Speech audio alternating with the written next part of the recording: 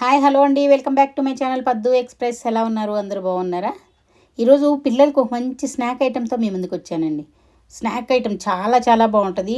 చేసుకోవడం కూడా చాలా సింపుల్ అనమాట. మనం చపాతీలు చేస్తామే అంతే, ఎక్కువ టైం కూడా పట్టదు. అది ఎంత ఈజీగా చేసుకోవచ్చు అనేది నేను చేసి చూపిస్తాను చూడండి. పిల్లలు మాత్రం చాలా ఇష్టంగా తింటారు, మళ్ళీ మళ్ళీ అడుగుతూ ఉంటారు. మీరు ఇది చేసి డబ్బాలో వేసి మూత పెట్టి అంటే ఆరిన తర్వాత డబ్బాలో వేసి మూత పెడితే ఉంటాయండి. ఒక 10 రోజులు 15 రోజులు ఉంటాయి. అది ఎలా చేసుకోవాలి ఏంటని చూపిస్తాను చూడండి. ముందుగా ఒకటి కప్పు 1.5 కప్పు అంతే, నేను పిండి తీసుకున్న 1.5 కప్ తీసుకున్నాను అంతే. తీసుకొని దీనిలోకి వాము కొంచెం నలుపుకొని వేసుకుంటున్నాను. వాము పిల్లలకి చాలా మంచిది కదా. వాము అలాగే ఒక స్పూన్ జీలకర్ర కూడా వేసుకుంటున్నాను. వేసుకొని కొంచెం మనకి రుచికి తగినట్లు ఉప్పు, తర్వాత కొంచెం ఒక 2 స్పూన్లు ఆయిల్ కూడా వేసి కలుపుకుంటున్నాను. దీంతోపాటు కొంచెం 2 స్పూన్లు ఆయిల్ కూడా వేస్తే బాగా బోల్ వస్తుంది అనమాట, బాగుంటుంది. వేసేసుకొని ఇవన్నీ కలిసేలాగా బాగా కలుపుకోవాలి ఫస్ట్. ఇవన్నీ కలిసిన తర్వాత ఇంకా నీళ్లు పోసి మామూలు చపాతీ పిండిలా కలిపేసుకోవటమే. ఏం లేదు కదా, మామూలు చపాతీ పిండి ఎలా కలుపుకుంటాం అలాగే కలుపుకున్నాం. కొంచెం జీలకర్ర వాము వేసాము, కొంచెం ఆయిల్ వేసాము అంతే. చాలా ఈజీ కదా, మీరు మామూలు చపాతీలు చేసుకున్నట్లే కదా. అంటే చాలా సింపుల్ అనమాట. చూడండి, ఇలా కలిపేసేసుకొని నీళ్ళు ఒక్కసారిగా పోయకూడదు. ఒకసారిగా కలిపి పోస్తే ఒక్కోసారి జారు అవ్వచ్చు, ఒక్కోసారి ఉండలు సరిగ్గా కలవదు పిండి. అందుకని కొంచెం కొంచెం పోసుకుంటూ కలుపుకుంటూ ఉంటే బాగా కలుస్తుంది. చూడండి, అన్ని వైపుల నుంచి కూడా పిండి తీసుకొని కొద్దిగా నీళ్లు పోసుకుంటూ ఇలా కలుపుకుంటూ ఉండాలి. బాగా కలిసిద్ది అనమాట ఇలా అయితే పిండి. ఇలా బాగా కలుపుకొని కొంచెం అర్థం చేసుకున్నట్లుగా ఇలా చేసేసుకొని పెట్టుకోవాలి. పిండిని ఇలా బాగా కలిపేసేసుకొని ఒక ఉండలాగా చేసేసుకొని దాని మీద ఒక క్లాత్ అన్నా వేసుకొని, లేదంటే ఒక గిన్నె బోర్లించుకొని కొద్దిసేపు పక్కన పెట్టేద్దాం. చూడండి, బాగా కలిసిపోయింది, చక్కగా బాగా కలిసింది. దీని మీద ఒక గిన్నె బోర్లించుకుంటున్నాను నేను. మామూలుగా అయితే ఒక గుడ్డ కప్పుకొని అయినా సరే ఇలా పక్కన పెట్టుకోవచ్చు. అంతే, పిండి రెడీగా ఉంది. దీంతోపాటు ఇంకేం చేస్తున్నానో పక్కన ఒకసారి చూడండి. ఇక్కడ గిన్నె బౌలిచ్చి పెట్టేసేసుకుంటాను. ఒక 10 నిమిషాలు అలా పెట్టేసుకుంటే సరిపోతుంది, ఎక్కువసేపు కూడా అవసరం లేదు. ఇప్పుడు ఒక బౌల్ తీసుకొని చూడండి, ఇది బౌలిచ్చి పెట్టేసుకున్నాను పక్కన. ఒక బౌల్ తీసుకొని దానిలో ఒక 2 స్పూన్లు గోధుమ పిండి, అలాగే 2 స్పూన్లు కార్న్ఫ్లోర్ తీసుకోవాలన్నమాట. తీసుకొని పక్కన స్టవ్ మీద కొంచెం నెయ్యి వేడి చేసుకోవాలి. ఈ పిండిలోకి నెయ్యి వేసుకొని కలుపుకోవాలన్నమాట. అది గట్టిగా ఉంటే కలవదు. కొంచెం చూడండి, నీళ్ళగా ఇలా కలుపుకుంటేనే బాగా కలుస్తుంది. అది నెయ్యిని స్టవ్ మీద పెట్టి వేడి చేసుకున్నాను. వేడి చేసుకొని దాన్ని వేసి కలుపుకున్నాను. కొంచెం జారుగా ఉండాలి, లిక్విడ్ లాగా. ఎందుకంటే మధ్యలో ఈ చపాతీ మధ్యలో ఇది రాసుకుంటే అంటుకోకుండా బాగా పొరలు వస్తుంది అనమాట. అందుకోసం ఇది వేసుకొని కలుపుకుంటున్నాను. చూడండి, మనకి లిక్విడ్ లాగా జారుగా రావాలి. అంటే మరి నీళ్ళలాగని కాదు, అది చూడండి ఇలా ఉండాలి. ఇలా ఉంటే మనం దాన్ని స్ప్రెడ్ చేసుకొని చేసుకోవడానికి బాగుంటుంది. ఇప్పుడు మనం చపాతీ పిండి కలిపి పెట్టుకుని ఉన్నాం కదా, దాన్ని ఇలా ఈక్వల్ పార్ట్స్గా కట్ చేసుకోవాలి. అంటే పిండి ఎక్కువ ఉందనుకోండి చిన్న చిన్న ఉండలు తీసుకోవచ్చు. ఇది కరెక్ట్గా కలిపాను, అందుకని చెప్పి అంటే తక్కువ పిండే కలిపాను. మీరు ఎక్కువ కలుపుకున్నారనుకోండి చిన్న చిన్న ఉండలు, మామూలు చపాతీలు చేస్తాం కదా అలాగే చిన్న చిన్న ఉండలు చేసి పెట్టుకోవచ్చు. ఇది ఇలా కట్ చేసేసుకొని చూడండి, ఒక్కొక్క ముక్క తీసుకొని, అది కొంచెం కొంచెం పిండే ఉంది కాబట్టి నేను దీన్ని ఇలా కట్ చేసి తీసుకున్నాను అనమాట. ఈక్వల్ పార్ట్స్గా వస్తుందని, మొత్తం ఒకే లెవెల్లో వస్తుంది. ఇగో దీన్ని ఇలా కొంచెం ఉండలు తిప్పుకోవాలి, అలా ఉండలు చేసుకొని పెట్టుకోవాలి మొత్తాన్ని. కొంచెం ఇలా లేయర్స్ లాగా దీని పఫ్ వస్తుంది చూడండి, లేయర్స్గా. అలా దీన్ని మనం చపాతీ చేసుకున్నాక అలా కాల్చుకుంటే అలా వస్తుంది అనమాట. దానికోసమనే ఈ నెయ్యి వేసుకొని ఆ పిండి కలుపుకున్నాం. అది మధ్యలో అది స్ప్రెడ్ చేస్తే దానిపైన ఒక చపాతీ మీద ఒక చపాతీ వేస్తాము. వేసినప్పుడు మధ్యలో అది వేసి కలుపుతాం అనమాట. అందుకని అది ఇది చూడండి, ఇలా చక్కగా వెనక్కి తిప్పి ఇలా ఫోల్డింగ్ లాగా వేసుకొని ఇలా రౌండ్లు చుట్టేస్తున్నాను. ఇలా అన్ని ఉండలు రెడీ చేసి పెట్టుకోవాలి. ఇప్పుడు 2 మాత్రం అంటే ఇవి బాగా ఒదిగిస్తాయి కూడా. ఇప్పుడు 8 చపాతీలు కదా, అది 2గా చేస్తాను. దాన్ని ఎలా చేస్తున్నాను ఏంటని చూడండి. ఇప్పుడు ఈ ఉండ తీసుకొని చపాతీ చేసేసుకోవాలి. దీన్ని మామూలు చపాతీ ఎలా చేసుకుంటాం అలా. కొంచెం పెద్ద సైజు వస్తుంది ఇది, అందుకని చెప్పి ప్లాట్ఫామ్ మీద పెట్టైనా చేసుకోవచ్చు, లేదంటే ఇది ఉంటుంది కదా మన వెజిటబుల్ కట్టర్, ఇది వెజిటబుల్స్ చాపర్ స్టీల్ది, దాని మీద పెట్టి చేస్తున్నాను నేను. కొంచెం బాగా పెద్ద సైజు వస్తుంది చూడండి. అంటే దాన్ని పల్చగా చేసుకోవాలి, చపాతీని ఎంత వీలైతే అంత పలుచగా చేసుకోవాలన్నమాట. కొంచెం మధ్యలో పొడిపిండి వేసుకుంటూ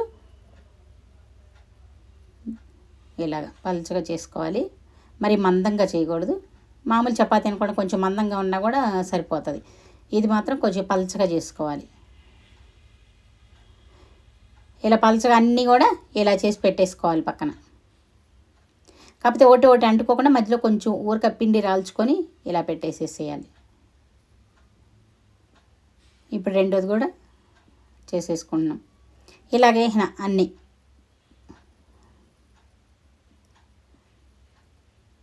ఇలా పలుచగా ఇలా చేసి పెట్టేసుకోవాలి. ఇలా మొత్తం చపాతీలు ఇలా చేసి పెట్టుకొని చూడండి ఎంత పలుచగా వచ్చినాయో.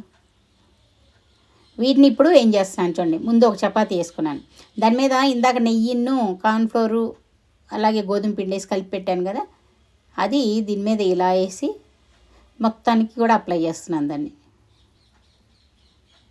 దీన్ని ఇలా అప్లై చేసుకున్నాను. పైన కొంచెం లైట్గా పొడిపిండి వేసుకుంటే అది ఒకటి అంటుకోకుండా చక్కగా పొరలుగా వస్తుంది.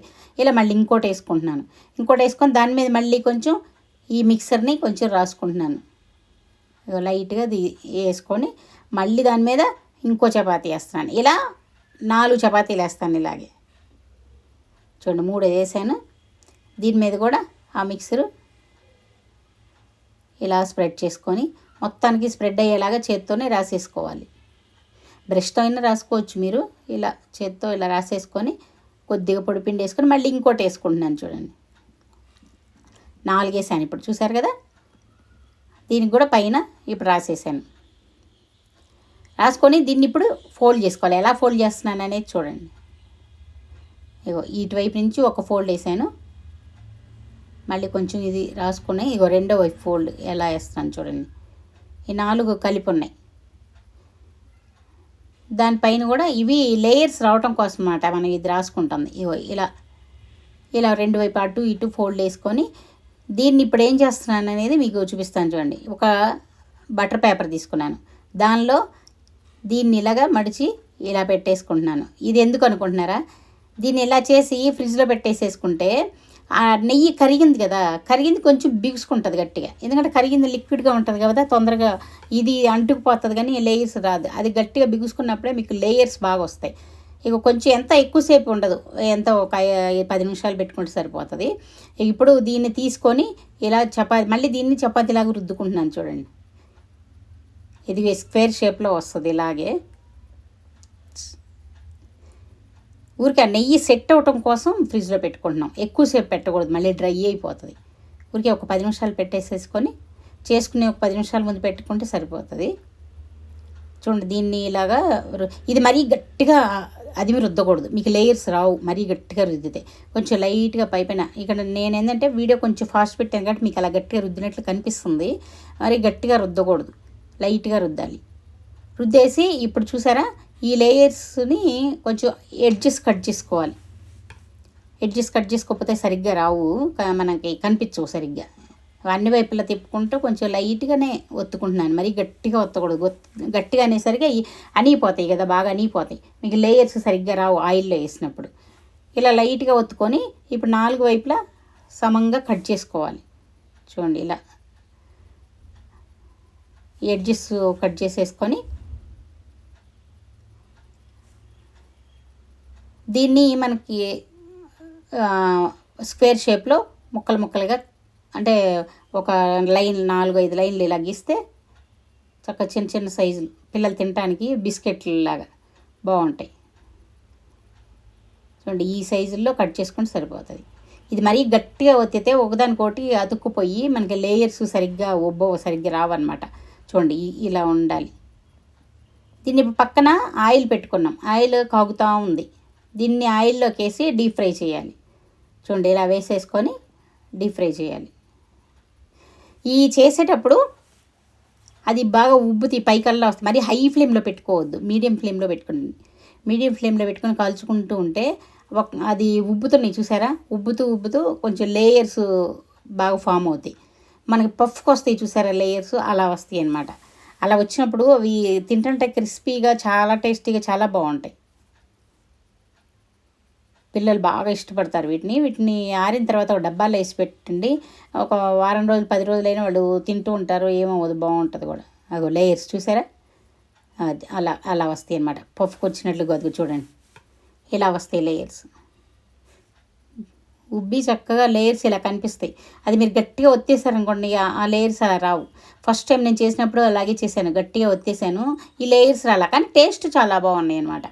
అవి తింటుంటే టేస్ట్ మాత్రం చాలా బాగుంటాయి. అందుకని చెప్పి రెండోసారి తప్పు తెలుసుకొని నేను ఇలా గట్టిగా ఒత్తకుండా ఇలా చేశాను అనమాట. చాలా బాగా వచ్చినాయి, అందరూ ఇష్టపడి తిన్నారు చక్కగా.